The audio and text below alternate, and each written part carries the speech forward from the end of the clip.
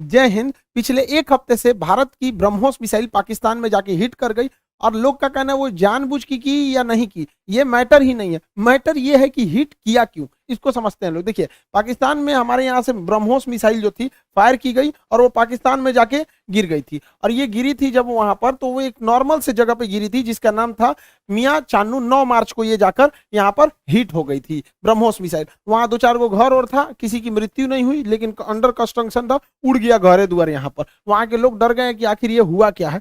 तो उसके बाद वहां पर जो जो inter service public relation officer होते हैं, ISPR, कहीं पे भी देखिएगा तो एक PR ऑफिसर होता है, PR पब्लिक रिलेशन। यही लोग सारे लोग पब्लिक से कांटेक्ट करते हैं। जैसे मीडिया वाले को पास भी एक पूरी की पूरी PR टीम होती है। अब किसी मीडिया वाले को मान के हमारा इंटरव्यू लेना है, खान सर का इंटरव्यू, तो उन लोग को क्या पता, वो अपने PR टीम को बोलेंगे कि खान सर का नंबर निकालो, बताओ कहाँ बात करना है। तो वो PR टीम ही काम करती है। तो हर डिपार्टमेंट का एक PR ऑफिसर होता है, पब्लिक रिलेशन ऑफिसर, वही बताता है क्या हो रहा है क्या नहीं हो रहा है, एक तरह का प्रवक्ता होता है। तो इन्होंने कहा कि हमारी टेरिटरी में एक पता नहीं अनआइडेंटिफाई कोई ऑब्जेक्ट घुस गया, 4 मिनट तक उड़ते रहा, प्रोजेक्टाइल था, वो आया गिर गया, किसी की जान माल की क्षति नहीं हुई है, हमने उसे पूरी रडार में ट्रैक किया, आके वो यहाँ पे गिर गया। ये इन लोग का स्टेटमेंट था।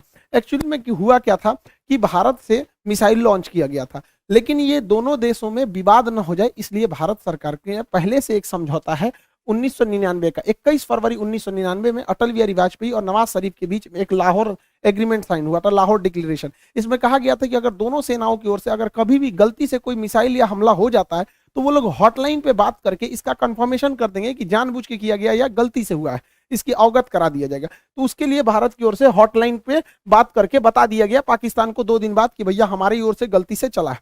अब ये हॉटलाइन क्या होता है? ये हॉटलाइन फोन में कभी रिंग नहीं बजते। आप जैसे मोबाइल में डायल करते हैं किसी को, तो सबसे पहले बोलेगा नमस्कार, भारत ने 150 करोड़ कोविड टीकाकरण पार कर लिया, 175 करोड़। उसमें ये सब कोई रिंगटोन नहीं होता है, वो फिक्स होता है। करना कहाँ है, हॉटलाइन होते हैं, उसमें 4-5 नंबर ही, मतलब लिमिटेड नंबर होते हैं, वहीं फोन करना। एक बार फोन करेंगे तो पटाख से वहां लग जाएगा। तो हमेशा इमरजेंसी में होता है। अगर हम कहीं किसी पे फोन पे बात कर रहे हैं और कोई नॉर्मल आदमी हमको कॉल करेगा तो उसको वेटिंग बता देगा, लेकिन अगर हॉटलाइन से कॉल करेगा तो जिससे हम बात कर रहे हो तो उसका फोन वहां कट जाएगा और डायरेक्ट आ जाएगा मेरे पास आदेश। तो ये हॉटलाइन 2 देशों के बीच में होता है। मुख्यमंत्री जब कॉल करते हैं तो हॉटलाइन से कर सकते हैं, प्रधानमंत्री वगैरह। तो हॉटलाइन से भारत सरकार ने उन्हें बता दिया कि ऐसा ऐसा हुआ है। शुरुआत में ये मामला दब गया था, लेकिन पाकिस्तान के लोगों को लगा कि उनकी तो मेरी बेइज्जती हो गई, किसी ने आया पूरा बजा के चला गया, इसकी जांच होनी चाहिए। अब ये भाई साहब ये कर रहे हैं कि इसकी जांच कराएंगे हम, कैसे मिसाइल आया और ऐसे हमारे देश के अंदर घुस गया 124 किलोमीटर। अब ये मामला लेके जाएंगे यूएनओ में सिक्योरिटी काउंसिल में उठाएंगे, रूस से कहेंगे, चाइना से कहेंगे, इस्लामिक ऑर्गेनाइजेशन के देशों से कहेंगे। इन लोग का कहना है कि यूएनओ तक में ये मामला उठेगा कि आखिर ये मिसाइल आया क्यों। ये गधा पाकिस्तान उसी चाल में फंस गया जिसमें हम इसे फंसाना चाहते थे। हम ये चाहते थे कि पाकिस्तान इस पर बवाल करे और ये मामला इंटरनेशनल हो, लेकिन इन गधों के यहाँ पता नहीं कोई इंटरनेशनल रिलेशन पढ़ाता भी है कि नहीं, इन गधों को कुछ नहीं पता, ये हल्ला कर दिए हैं। एक्चुअल में ये मिस फायर नहीं था, ये डायरेक्ट फायर किया गया था जानबूझ के। हम आपको कुछ प्रूफ देते हैं, आप समझिए क्यों डायरेक्ट फायर किया गया था। यह मिसाइल जब उड़ती है हरियाणा से, तो यहां से लगभग हरियाणा पंजाब के बॉर्डर से 2 मिनट तक इंडिया में रहती है, फिर ये कर्व करके पाकिस्तान में जाती है, 4 मिनट तक ये पाकिस्तान में फ्लाई करती है। अब ये बताइए, जो मिसाइल ऑपरेटर इसे 4 मिनट तक फ्लाई कर रहा है, तो भारत में जो मिसाइल ऑपरेटर, उसे भी पता है कि वो इंडिया का बॉर्डर छोड़ दिया और पाकिस्तान में जा चुका है। तो पहला बात कि जब वो 4 मिनट तक दुश्मन की टेरिटरी में घुसा कैसे, ये इंडिया वाले को तो पहले से पता था। एक और गलती क्या थी, सेल्फ डिस्ट्रॉइंग सिस्टम होता है। जब कभी भी मिसाइल अपने रास्ते से भटकता है तो उसे मिसाइल के अंदर ऑटोमेटिक डेटोनेटर लगा होता है जो मिसाइल को रास्ते में ही ब्लास्ट कर देता है, जिससे कोई नुकसान नहीं होता है। तो किसी भी मिसाइल को मारने से पहले उस मिसाइल का एक ऑपरेटर रूम होता है, उस ऑपरेटर रूम से उस मिसाइल को फायर किया जाता है। फायर करने के बाद वो ऑपरेटर इस मिसाइल को रडार पर देखता है, अगर रास्ता भटकता है तो सेल्फ फायर कर देता है। इस मिसाइल को सेल्फ फायर नहीं किया गया, बल्कि ऑपरेटर चुपचाप देख रहा था, मजा मार रहा था कि घुस गया है पाकिस्तान में चला गया है 124 किलोमीटर तक। तो एक ये दूसरा प्रूफ, और भी कई सारे प्रूफ हैं। तो समझिए कैसे ये नक्शा पाकिस्तान ने जारी किया, हमने ये जारी किया पाकिस्तान ने। इसमें जो तीर का निशान है ये दिखा रहा है मिसाइल किस तरह आया और कैसे ये यहां से जाकर यहां मियां चन्नू पे जाके गिर गया। यहां पर देखिए कैसे मिसाइल ने सबसे पहले अपने से अगर मिस फायर होगा तो सीधे जाएगा, अपने से मिस फायर होगा तो सीधे। ये टर्न नहीं मार सकता है अपने से, माल फंक्शन की वजह से, गड़बड़ी की वजह से 90 डिग्री का कर्व नहीं मार सकता जब तक उसको पाथ फाइंड नहीं किया गया होगा, पहले से नहीं बताया गया हो। तो पहला 90 डिग्री टर्न अपने से नहीं मारा गया होगा। दूसरा, इस मिसाइल में कोऑर्डिनेशन फिक्स था।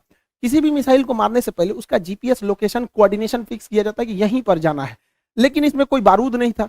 देखिए अमूमन यही होता है कि पहले उसमें बारूद यानी वारहेड भरा जाता है, पहले उसमें वारहेड भरा जाता है, तो इसमें वारहेड था नहीं। जब वारहेड भर दिया जाता है तब उस मिसाइल में फीड किया जाता है कि इस मिसाइल को जाना कहाँ है।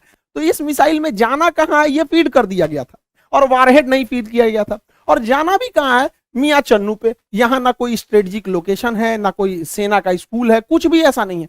जानबूझ के भारत ने मिसाइल का वारहेड हटाया कि किसी की जान माल की हानि ना हो, और ऐसे जगह को चुन लिया जहां कोई स्ट्रेटेजिक महत्व नहीं है कि बवाल ना होगा। बस हमें मिसाइल घुसा के बवाल करना था, भयंकर बवाल नहीं कराना था। एक और देखिएगा, इस मिसाइल को अगर देखेंगे तो 104 किलोमीटर से ज्यादा ये भारत में रही है, 124 किलोमीटर गई है, उसके बाद भी ये एक्स्ट्रा गई है। यानी इस मिसाइल की रेंज जो थी वो 290 किलोमीटर ही है। इस मिसाइल की रेंज 290 किलोमीटर, लेकिन ससुराई ब्रह्मोस मिसाइल 320 किलोमीटर कैसे चल गया। लगभग ये 30 से 40 किलोमीटर एक्स्ट्रा चला है। देखिए ये पाकिस्तान का ही नक्शा ही दिखा रहा है कि 33 किलोमीटर एक्स्ट्रा चल गया है। बवाल है भैया, रेंज से 33 कैसे। तो कोई भी चीज को फेंकते हैं तो जब रेंज खत्म हो जाता है तो आराम से गिरता है। तो ब्रह्मोस और आगे गया था यहाँ पर। इस दौरान भी इसे सेल्फ डिस्ट्रॉय नहीं किया गया, यानी भारत से बैठ के ऑपरेशन टुकुर टुकुर देख रहा था, जानबूझ के किया गया है इसको। अगला देखिए, और भी ये खुद पाकिस्तान कर रहा है, उसको समझाते हैं। ये उनके ISPR है, inter service public relation, ISPR। समझ में आ गया? ISPR समझो, समझो, तोरा नहीं पता अभी यहाँ पे। पहला इनका कहना है कि हम उस पर नजर बनाए हुए थे। देखिए इन निकम्मों को, इसके देश में 124 किलोमीटर कोई मिसाइल घुस गई, इसको ये लोग अपने रडार में बस नजर बनाए हुए थे। ये खुद कह रहा है कि हमने बस उसको ट्रैक किया, उसको 124 किलोमीटर, क्योंकि उस मिसाइल की रफ्तार इतनी ज्यादा थी, 3 मैक की थी, कि हम उसे मार के नहीं गिराए।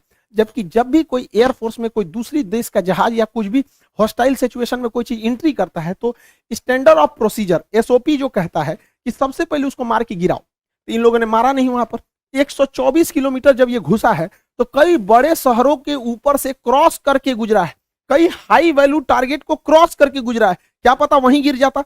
तो इससे यह साबित हो जाता है कि इनके पास ब्रह्मोस को मार के गिराने की क्षमता है ही नहीं, वरना इतने हाई वैल्यू टारगेट के ऊपर से गया है, वहीं गिर जाता तब क्या हो जाता। ब्रह्मोस न्यूक्लियर कैपेबल मिसाइल है, यानी इनके देश के ऊपर से इतनी बड़ी मिसाइल चली गई। ये लोग केवल और केवल बेशरम लोग कह रहे हैं कि हम उसे ट्रैक कर रहे थे। करते रहो ट्रैक, यहां से इतना डिग्री कर्व मार के तुम्हारे यहाँ आके गिर गया।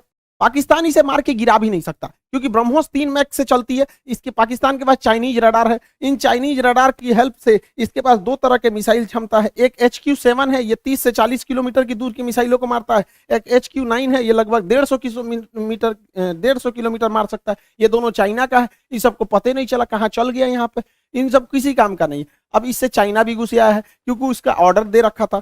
चाइना पूरी दुनिया को ऑर्डर दिया था कि भैया हमारा HQ-9 डिफेंस सिस्टम बहुत अच्छा है, ले लो। अब पूरी दुनिया ने उसको ऑर्डर कैंसिल कर दिया कि सोचा तोरा कोने काम का मिसाइल है। भारत का ब्रह्मोस घुस गया है वहां पर, अब ये घुस आया है पाकिस्तान के ऊपर। किसो तो पाकिस्तान इसको कह रहा है तोरा मिसाइल फायर नहीं हुआ तो हम क्या करें। अब फिलीपीन ने ऑर्डर दे दिया था ब्रह्मोस को, अब वियतनाम भी कह रहा है हमको भी चाहिए, इंडोनेशिया कह रहा है हमको भी चाहिए, ताइवान कह रहा है हमको भी चाहिए। अब ब्रह्मोस एकदम जबरदस्त है यहाँ पर।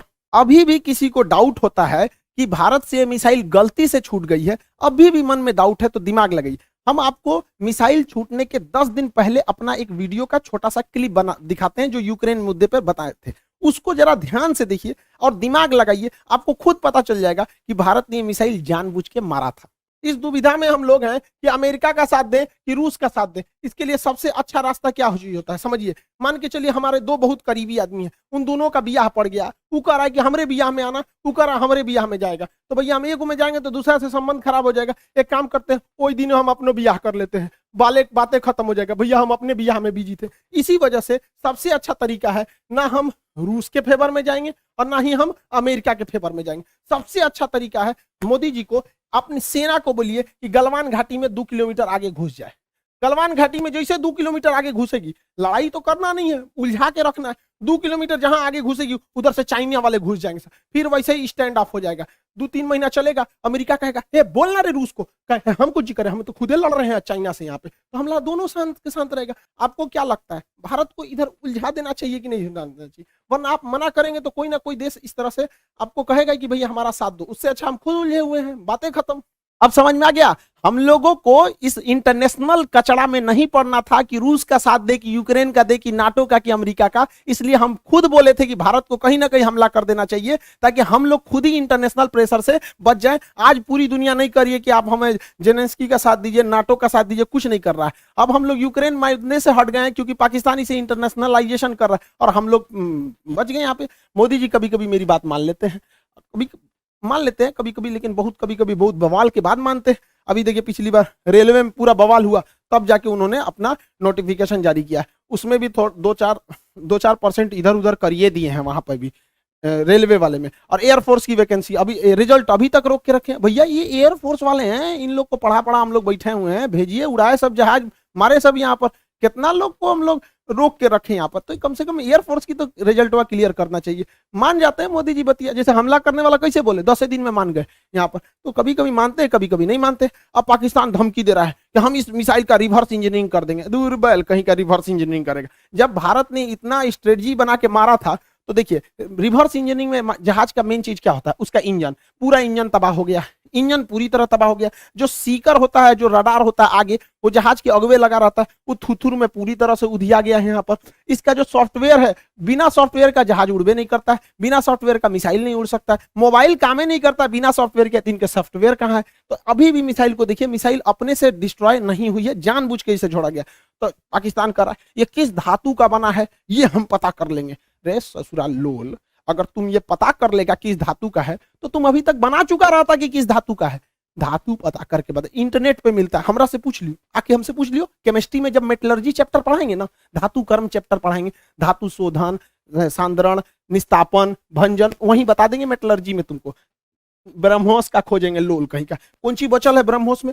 कुछ नहीं मिलने वाला है। लेकिन हाँ, ये बवाल कहेगा हमने ब्रह्मोस का कॉपी बना लिया, अमेरिका के टॉमहॉक का हमने कॉपी किया था, हमने कॉपी बना लिया। ऐसा कुछ कॉपी नहीं बना पाएंगे, क्योंकि बहुत ही टफ इंजीनियरिंग होती है इसके अंदर। आपका आगे का जो रैमजेट इंजन है ये बर्बाद हो चुका है, फ्यूल सिस्टम बर्बाद हो चुका है, प्रोपल्सन सिस्टम बर्बाद हो चुका है, नेविगेशन सिस्टम बर्बाद हो चुका है। खाली खोपड़िया मिलेगा तो ये बना लेंगे मिसाइल। यहाँ पर गुलेल बनाना है, देख के बना लेंगे, लोल कहीं के यहाँ पर मिसाइल बना लेंगे। और तुम बना, भारत के पास पहले मिसाइल बनाने के बाद परीक्षण केंद्र जो था वो पोखरण में था, यहाँ परीक्षण करते थे, चांदीपुर में परीक्षण करते थे, व्हीलर द्वीप जिसका नाम कलाम द्वीप है उड़ीसा का, इसे करते थे। फिर नया जो था कर्नाटक के चित्रदुर्ग में परीक्षण करते थे। 4 जगह हम लोग का परीक्षण केंद्र था। अभी नया नया 5वां परीक्षण केंद्र खुल गया है पाकिस्तान। अब हम लोग हमेशा कभी कभी इधर परीक्षण करते रहेंगे ब्रह्मोस वगैरह का। और पाकिस्तान का नया सरदर जो है ब्रह्मोस जो है, वो नेवी से तो मार ही सकता है, एयरफोर्स से मार ही सकता है, जमीन वाला तो अभी ये मार के गया है। इसका नया खतरनाक वर्जन ब्रह्मोस 2 आ रहा है, जो 800 किलोमीटर मारेगा। यानी पाकिस्तान में बैठे बैठे पाकिस्तान हेल के, अफगानिस्तान है के, कजाकिस्तान चल जाएगा वहां पर। ब्रह्मोस 2 आ रहा है, इसका बाप है ये ब्रह्मोस का।